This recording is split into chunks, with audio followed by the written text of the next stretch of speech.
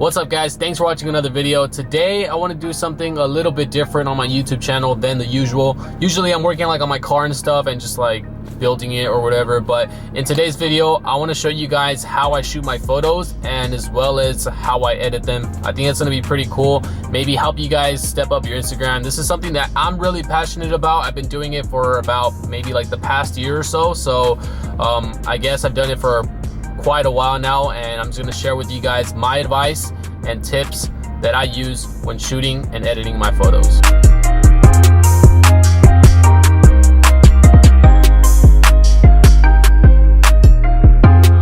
So let's start off with the equipment that I use. I use the Sony Alpha A6300 with a 1.8 35mm lens, which is this one right here, and the camera that I'm using to record this video is actually the A6300, so I can't really show you guys that. But the body of the camera is worth like around like $900 to like $1,000. It really isn't that much. You can find them like super cheap if you buy them used, and as well as the lens. I bought this lens used for $250 off a friend, and brand new it's like around $300 to like $400. I'm not really sure what the exact price is, but I'll link everything down below in the description if you guys want to check it out.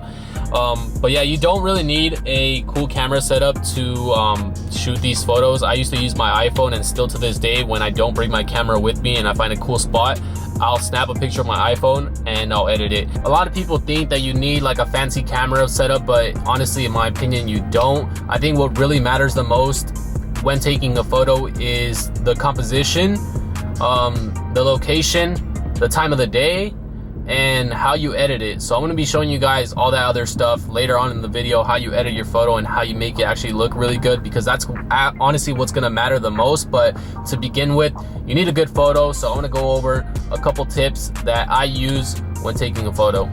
So the first tip that I have for you guys is pretty much how you shoot your photos. So me personally, I like to shoot my photos in portrait mode, and I like to center my subject straight in the middle. So the reason that I like to shoot my photos in portrait mode is just so I can eliminate any cropping that's gonna happen on Instagram, and more importantly on the thumbnails of my Instagram page, just because I'm like super OCD when it comes down to that stuff. So if you guys go over to my Instagram, I don't know if you guys are gonna be able to see this on the camera. I don't know if it's gonna pick it up that well, but if you guys go to my Instagram, you guys can see pretty much the subject of every single photo, unless it's like a detailed one of like my wheels or of my headlights or whatever. But in that matter, I will always try to center the subject of the photo straight in the middle. So if it's my headlights, I'll try to have my headlights straight in the middle. If it's my wheels, it's gonna be straight in the middle. And if it's just like the whole car, it's gonna be straight in the middle. And by shooting in portrait mode, you eliminate a lot of the cropping that's gonna happen on the thumbnail. So I always shoot in portrait mode, and I always center my subject straight in the middle, and I think that really helps out with getting a great photo. The second tip that I have for you guys is shooting at the right time of the day. So me personally, I try to avoid from shooting in daylight hours, just because I don't really like the way it comes out. There's just too much exposure in the background, and you're dealing with a lot of shadow from the sun. So I try to avoid shooting in like bright daylight time. Like if I were to go out and shoot right now, I probably wouldn't like the photo. Like you can make it look really good, but just it's not really my style, and I just try to avoid shooting around that time of the day. So I try to shoot early in the morning when it's cloudy, and around sunset hours, around nighttime. Those are some of the best times of the day to shoot, honestly, from my experience within the past year or so that I've been shooting my car. So early in the morning, overcast weather, cloudy weather, rainy weather, sunset hours, nighttime, those are some of the best times to shoot throughout the day. And then followed by a nice location. So that's gonna vary. Obviously we all live in different places, so just try to choose a nice location with like nice scenery in the background, and that's gonna make for a solid photo. So now that we have a nice photo to edit, we're gonna be using Adobe Lightroom CC to edit this photo. So this is an app that you can get from the App Store for free, and if you want to get it on your computer, it's $10. So I'm gonna be doing this on my computer just to make this video a lot easier and you guys understand what's going on, but it's super similar to the app, so you guys don't have to worry about all the other stuff. It's like super organized, so you'll be able to do it no problem. But just keep in mind that every photo is gonna have its own different edit, just because the exposure is different, the colors are different, the lighting is different. So you're not gonna be able to apply the same effects that I'm applying to the photo that I'm gonna edit to yours and get the same result. So it's gonna vary. So just try to see how each effect works and how it really changes the look of the photo. So let's jump right over to the computer and let's edit this photo and make it look really good. Alright guys, so now that we're on the computer and you've imported your photo, we're gonna begin editing it. So this is what the photo should look like afterwards, and I'll just show you guys a quick before. So this is what it looked like before, and we're gonna make it look like this. So oh my god, I don't know what happened. Alright, so let's go ahead and reset this photo back to its original. So the first thing that I like to do is cropping the image to the Instagram dimensions, which are 5:7. So let's go ahead and put it 5:7, and then we can go ahead and center the subject if it isn't centered already. So let's go ahead and crop this down a little bit so we can bring the car closer, and then we can go ahead and center it with the grid. So I just like to look on each side and make sure that it's even with the other side.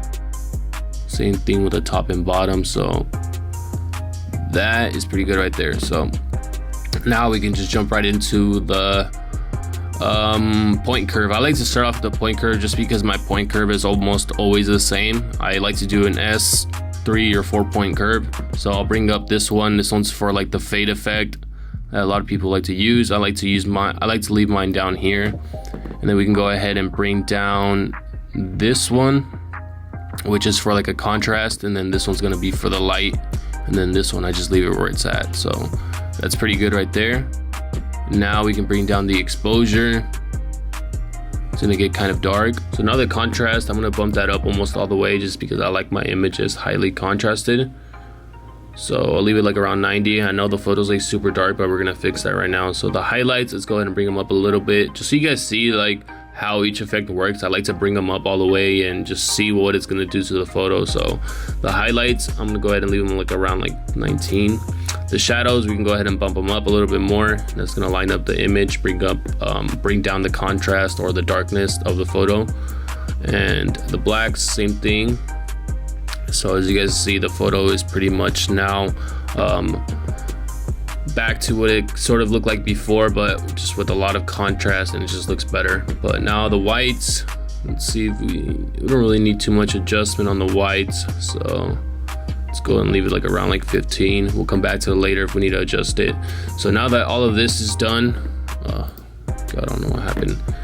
We can move on to the color tab. So the color tab, I like to bring down the vibrance, and this works really well if you have like trees in the background or like a lot of color going on in the background. But like on this image, it's not gonna really work that well since we pretty much have like a grayscale background. But I'm gonna do it anyways just to tell you guys pretty much what it does. But the vibrance is sort of gonna like desaturate the photo in the back. Oh my god, I don't know what's happening. And it really works well with trees, and it just brings more attention to the subject. So now that we sort of like lost color and saturation on the car, we can go ahead and bring up the colors individually. So we go over to the color tab. We go ahead and select the red, and we can bump up the saturation and just make it red again. So we brought the color back. Luminance pretty much lightens up the red, but it's pretty good. That's where it's at. So I'm just gonna leave it like around like 17, whatever. Clarity, I like to bring it up like around like 15 or so. A lot of people like to blow this up, but that's just not really my style. It just really depends on what kind of look you want. But me personally, I really like to leave it like around like 15 and not overkill it. Dehaze is pretty much almost the same as contrast, so we bump that up. It's gonna make the photo really dark.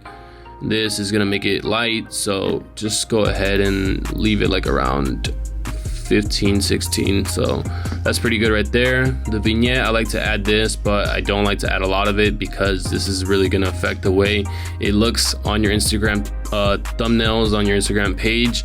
And that's one thing that I like to keep in mind. So I'm always looking at the thumbnail down here on the bottom just to make sure that it's not getting like too dark, or I'm not doing too much of a certain effect. So just make sure you look at the thumbnail, because when the image is smaller, you're gonna be able to see the drastic changes on the effect. So try not to do too much of it. So let's go ahead and leave this like at -8. That's gonna work for this photo. If you have something that's like highly exposed, it's gonna be a lot harder to see, so you're gonna have to bring this up a little bit more, but -8 works perfectly fine for this photo. So now we can go ahead and go back up to the light and just try to make some adjustments over here. I noticed that the photo is like really dark, so I'm gonna go ahead and try to add like more light to it. So that looks really good already. So this photo didn't require too much, but just because I had like the perfect lighting, perfect scenery, so not too many adjustments needed for this one. So that's pretty much how I edit this one. We can do a little bit more. I see there's like a popular effect that a lot of people do, which is adding like a blue tint to it. And the way you do this is just by selecting the red point curve and just moving this down a little bit. You definitely don't want to do it too much, or else you're gonna make it like too blue, too greenish, and you definitely don't want to do that. So let's go ahead and add like 1 point. And as you see, it pretty much adds that like green tone of it that a lot of people like to do. Me personally, it's not really my style. I used to do it, but not anymore. I don't really like it. I like more of I guess the natural look of the photo, so I try to stay away from adding that blue tint just because I don't like that extra color. But if you want to know how to do that, that's pretty much how you do it. And if you add, I don't know where this went, I don't know why it keeps doing that. If you want to add more of a warm filter, I used to do this one a lot. I think the warm filter is my most favorite over the blue tint, blue shade, whatever, but it's pretty much the same thing. You want to move this over on the blue point curve. I don't know if I said that, but as you see, it sort of adds like that old school yellowish tint effect. It looks really nice, but like I said, it's just not really my style. So I'm gonna go ahead and leave that back to normal. And let's bring this back. So another way that you can actually do this is by adjusting the temperature right here, which is pretty much to the left hand side is the cool temperature and to the right hand side is like more of a warm. So if you put it over to the left, you see it adds a blue tint. And this also works really well if you happen to take a photo and there's just too much blue in the background, or like there's sort of like a blue filter on the photo, you can go ahead and actually bump that up to like a warmer shade.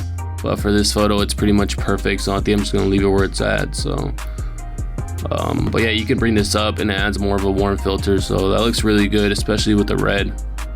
So it just really depends on what kind of style that you're going for, and that's how you really develop a style on your photos and how you keep your Instagram page like flowing. So I always try to like keep the same style in every single photo, just because I don't like to see every photo differently. And I don't know what that noise is in the background, but all right, so let's go ahead and leave that back at 6100. And that's honestly pretty much it, and that's how I edit all my photos. I don't really touch any of this stuff, but if you want to sharpen your photo more, you can sharpen it, but I always stay away from this. I don't like touching any of this stuff.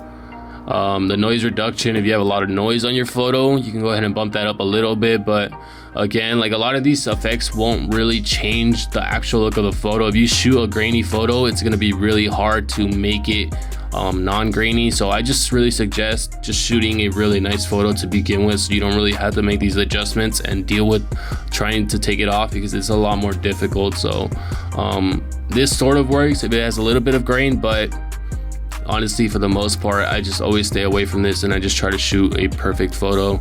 So as you see, when you add more noise reductions, it sort of just blurs it, and that's all it does. So I always stay away from that. And that's pretty much it, guys. That's how I edit almost every single one of my photos. I just play with the effects and see how it's gonna change the photo. So like for instance, the exposure, I'll just go ahead and bring it down, bring it all the way up, and just see how it's gonna change the photo. And that's how you're gonna get good at this, by just constantly doing it, playing with each effect, seeing what you like, developing a style, and that's how you're pretty much going to be able to do it. So but yeah, that's pretty much how I edit every single photo. And like I said, each photo is going to be different, each one's going to have its own edit. You won't be able to apply the same effects to every single photo, so you're gonna have to play with each one individually. I don't really believe in presets myself, just because each photo is shot differently, each one has its different exposure, each one has its different shadows, contrast, all that other stuff. So I always edit every single photo individually, and I don't get lazy with that at all, and that's how I get my photos to look pretty good for my Instagram. So if you guys found this helpful, make sure you guys leave a like for me, comment down below, subscribe to the channel so you guys don't miss a video. And with that being said, I'll see you guys in the next video. Later, guys.